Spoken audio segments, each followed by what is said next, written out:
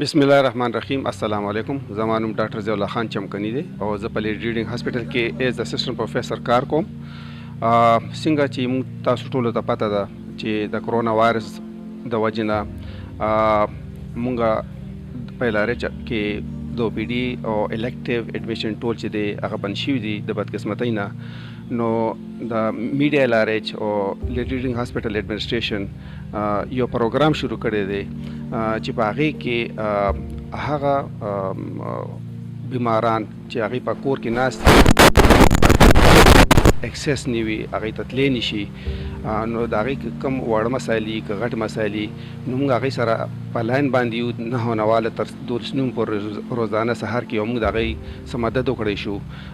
چونکې تاسو ته پته ده د کرونا وایرس د وجې نه موږ ټول خل نن سبا په کور کې بند یو او موږ ټوټل آیسولیټ شوي.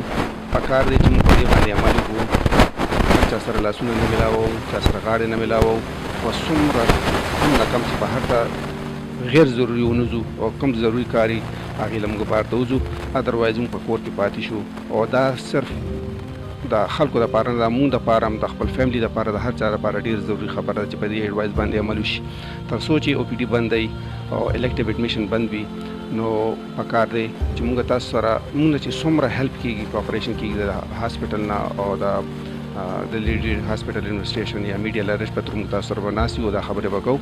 هر هغه مریض چې هغې ته د شوګر بیماري وي، که وړه خبرې د هغې یا غټ ایشوز وي نو هغې موږ کانټیکټ کولی شي. که ډېر زیات بیماري نو پکار دی چې هغې خامخا بیا هاسپټل ته لاړ شي، وزټ وکړي. هاسپټل د دې لپاره بند نه دی، خو د وړو خبرو لپاره ان نیسسري خبرو لپاره موږ له پکار چې هاسپټل اوایډ کړو.